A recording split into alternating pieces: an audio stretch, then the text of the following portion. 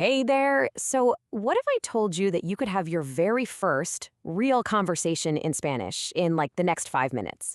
That's what we're going to do today. We are building that exact conversation right here, right now, with just a few key pieces. Yep, that's the goal. Not next week, not tomorrow, but right now. By the end of this, you're going to walk away with a complete, totally practical conversation that you can actually use. So, let's start with your very first word. You know, every conversation has to start somewhere, right? Usually with just one little word. And we're going to start with the most important one. This is the key that unlocks pretty much every single interaction in the Spanish-speaking world. And here it is, hola. 4 simple letters. Now, the most important thing to know right away is that the H is completely silent. So it's not hola, it's hola. Just like that. It's simple, it's friendly, and everybody understands it. This is your starting block. Okay, let's level this up immediately. Hola is great, it's perfect on its own, but if you pair it with ¿qué tal?, you're going to sound so much more natural right off the bat. Hola, ¿qué tal? It just flows, and it's the perfect, easygoing way to start any chat. It's basically like saying, hey, how's it going? Now, if you really want to show you've got a feel for the language, you can make your greeting even better by matching it to the time of day. I know it sounds like a small thing, but trust me, it makes a huge difference. It's super simple. In the morning, you'll say buenos dias. Then, from around lunchtime through the afternoon, it's buenas tardes. And once it starts to get dark, you switch to buenas noches. And the cool thing is, that one works for both good evening and good night. Using the right one just shows you're paying attention. And you know, this quote really hits the nail on the head. A greeting like this isn't just about saying words, it's about making a connection.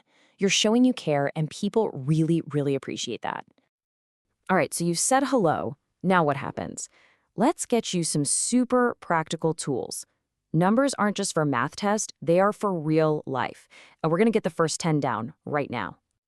Exactly. This is exactly why we're learning them. Just imagine walking into a cafe. You're not going to awkwardly point and say, coffees. You're going to say you want 2.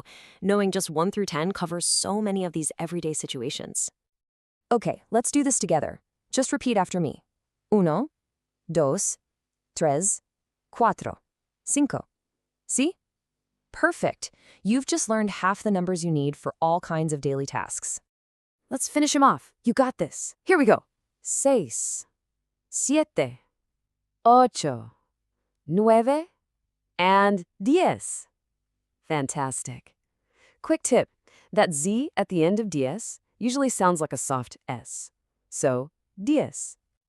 And just like that, you can count to 10 in Spanish. That is a huge step. You now have the tool you need for so many things. Amazing work. So you've greeted someone, maybe you've asked for something. Now you've got to end the conversation without it being awkward. A good farewell is just as important as a good hello.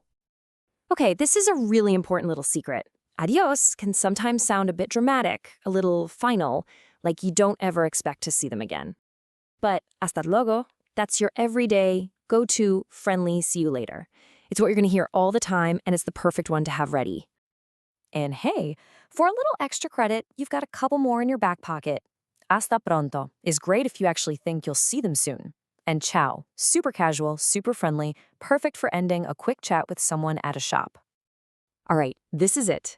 This is the moment we've been building up to. We have all the pieces, the greeting, the numbers for making a request, and the goodbye. Let's put your first conversation together. Just look at this. It's so simple, but it is so incredibly powerful. Picture it. You walk into that coffee shop. Buenos dias. The person behind the counter says hi. You say, dos por favor, asking for 2 coffees. They give them to you, you say gracias, and then hasta luego as you walk out. You just did it. You had a conversation in Spanish.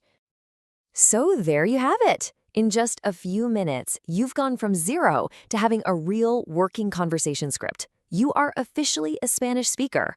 How cool is that? The only question left is, what are you going to say in your next one? That first conversation is a door, and you just walked right through it.